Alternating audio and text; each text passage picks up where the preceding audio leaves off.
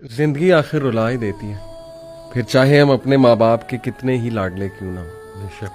وسیم بھائی، یہ کوٹ ہے اشفاق احمد صاحب کا میرے سامنے، تو یہیں سے آغاز کرتے ہیں آج کی بات کا کہ ڈو یو تھنک کہ زندگی واقعی اتنی مشکل ہے؟ بالکل، اصل میں دنیا کی سب سے جو غیر یقینی چیز ہے نا وہ زندگی ہے، اور سب سے یقینی چیز موت ہے۔ تو زندگی میں نا وہ ارادے ٹوٹتے ہیں اور آہستہ آہستہ غم آتے ہیں، اور آپ کو پتہ چلتا ہے کہ ٹھہرنا مشکل ہی ہے، لیکن جو اللہ کے ساتھ رجوع کر لیتے ہیں ان کو یہ بات سمجھ لگتی ہے کہ جانا تو ہم نے ہے، لیکن جانے سے پہلے کچھ کام تو کرنے ہیں نا۔ تو وہ جو کام میں مصروف عمل، ابھی ہم بات کر رہے تھے کہ جو اللہ کے کام کر رہا ہے، جو مصروف ہے، تو پھر وہ ان چیزوں کو اپنے اوپر، اس غم کو اپنے اوپر حاوی نہیں ہونے دیتا۔ حضرت واصف رحمۃ اللہ ایک شعر پڑھا کرتے تھے کہ غم بھی گزشتنی ہے، خوشی بھی گزشتنی، کر غم کو اختیار کے گزرے تو غم نہ ہو۔ تو یعنی کہ غم کو قبول کرنا ہے، اس کو ریڈ کرنا ہے، اور اس میں نا بڑا لیسن ہے۔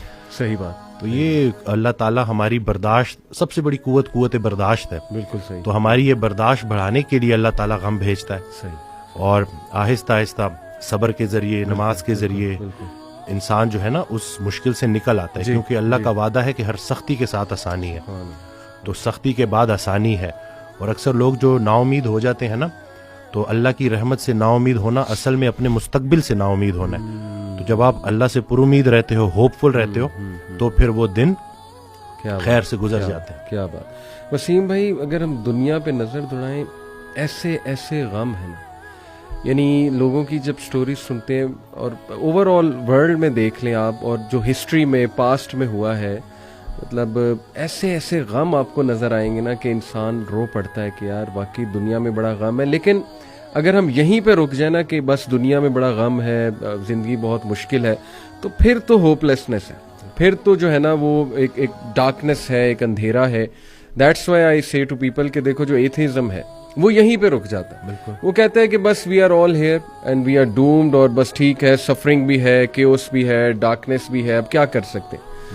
بٹ جب تک اسلام ہمارے پاس ہے نا وسیم بھائی، دیکھیں اللہ سبحانہ وتعالیٰ نے پہلے ہی ہمیں بتا دیا، جیسے آپ نے کہا نا ایکسیپٹنس، اللہ نے ہمیں ایکسیپٹنس دلائی ہے کہ دیکھو اس کو ایکسیپٹ کرو کہ یہ دنیا ایک مشکل کی جگہ ہوگی، یہاں تمہیں مشقت کرنی ہوگی، اسٹرگل کرنی ہوگی، وی ول ٹیسٹ یو، ہم دیکھیں گے تم میں سے کون ایمان والا ہے، کبھی بھوک سے، کبھی خوف سے، کبھی خوف کا انفیکٹ ذکر ہے کہ خوف سے ٹیسٹ کریں گے۔ آئی تھنک انگزائٹی میں خوف کا ایلیمنٹ کافی جو ہے وہ حاوی ہوتا ہے۔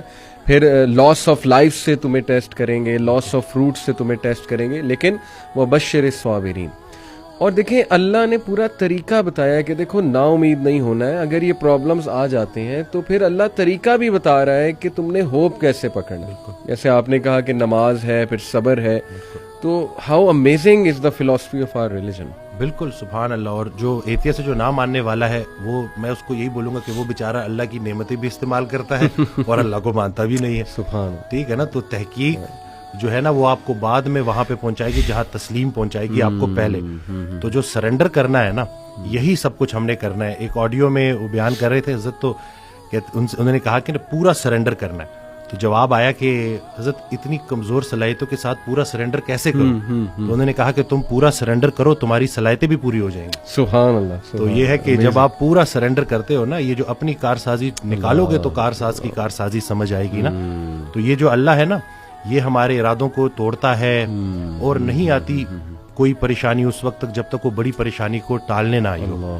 وہ ایک واقعہ سناتے تھے کہ ایک بندہ ایک اللہ والے کے پاس جاتا ہے اور کہتا ہے کہ میرا مکان نہیں بک رہا، تو دعا کریں۔ تو انہوں نے کہا کہ نہیں، تمہارا مکان نہیں بکے گا، جاؤ۔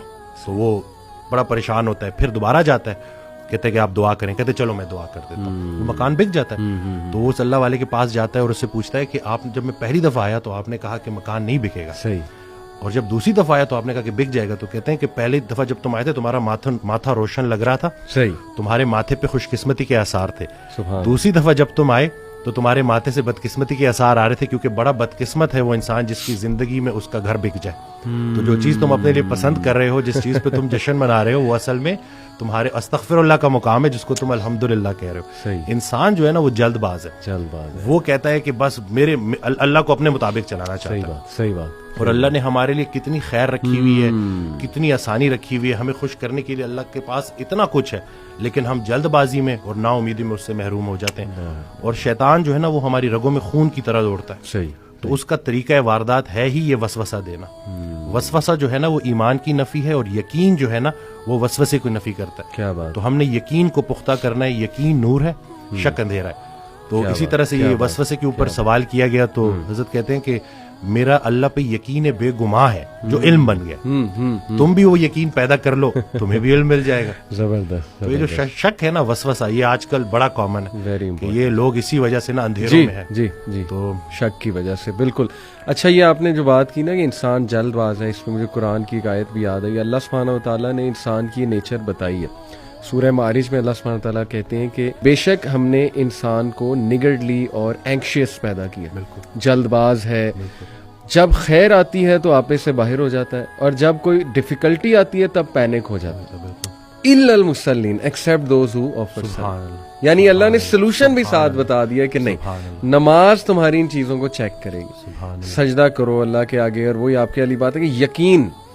اور میں تو سمجھتا ہوں وسیم بھائی کہ ہماری زندگی میں جتنے بھی مسائل آتے ہیں نا وہ اللہ کی ذات پہ یقین دلانے کے لیے تو آتے ہیں کہ دیکھیں ہمارے ہاتھ میں تو ہے ہی کچھ نہیں.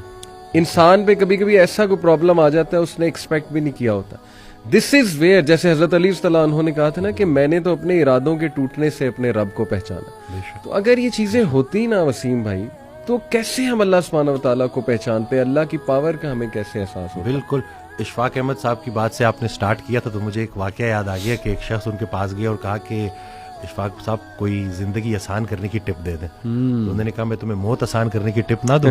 تو کہتے ہیں چلے وہی دے دیں. کہتے ہیں اگر تم اپنی موت آسان کرنا چاہتے ہو تو جاؤ کسی کی زندگی آسان کر دو. اللہ. تو جو اللہ کا کام کرنے والے ہوتے ہیں وہ گلہ نہیں کرتے, وہ شکر کرتے ہیں اور لوگوں کے کام آتے ہیں. وہ سارے کام جو ہے نا وہ اللہ پہ نہیں ڈالنے, اللہ کے بہت سارے کام ہیں جو ہم نے کرنے ہیں. اور دوسرا یہ کہ خواہشات, یہ جو دنیاوی خواہشات ہیں, یہ جو فانی چیزوں کی محبت ہے, آپ کو جیتے جی فانی کر دیتی ہیں. اور یہ جتنا کچھ بھی ہے نا وہ ایک شعر ہے کہ تیرے سوا کروں پسند کیا تیری کائنات میں, دونوں جہاں کی نعمتیں قیمت بندگی نہیں. تو اللہ جو ہے نا اس کو ہم نے کسی چیز, کسی لالچ سے ہٹ کے صرف اللہ کیونکہ عبادت کے لائق ہے اور اللہ خالق ہے, اور ہم نے اپنے حالات کو نہیں دیکھنا, بس ہم نے ماننا ہے. امیر انسان اگر اللہ سے دور ہے تو امیری اس کے لیے آزمائش ہے, غریب انسان اگر اللہ سے دور ہے تو غریبی اس کے لیے آزمائش ہے. بلکہ وہ ایک آڈیو میں ارشاد فرماتے ہیں کہ جو غریب ہے نا وہ بھی غنی ہو سکتا ہے. وہ غریب غنی ہے جس کی امیر کے مال پہ نظر نہیں. تو اب وہ دیکھیں نا کہ کتنا آسان ہے ہمارے لیے نا, لیکن یہی ہے کہ اس کو پریکٹس کرنا. اور پھر یہی ہے کہ جو کامیابی کا ہم نے جو ایک معیار رکھ دیا ہے وہ صرف یہی ہے کہ بینک بیلنس اور یہی سب کچھ. تو انسان بھی بیچارہ نا بڑے بڑے گھر بناتا ہے اور سوتا اسی ایک چھوٹی سی تنگ سی جگہ پہ ہے, بستر پہ, جتنی اس نے قبر میں سونا ہے. صحیح بات. اور یہ ہے کہ وہ حضرت کہتے ہیں کہ جو چیزیں تم نے اپنے مرنے کے بعد ویسی چھوڑ جانی اس کو اپنی زندگی میں کیوں نہ چھوڑ دو. ایک اور جگہ کہتے ہیں کہ جن کو تم نے اپنے مرنے کا غم دے کے جانا ہے ان کو اپنی زندگی میں تھوڑی خوشیاں تو دے جاؤ. تو یہ جو ہے نا عمل, مصروف عمل ہونا ہے اور ارد گرد کے لوگوں کے کام آنا ہے. جی, اٹ سمز اٹ آل اپ. ماشاءاللہ.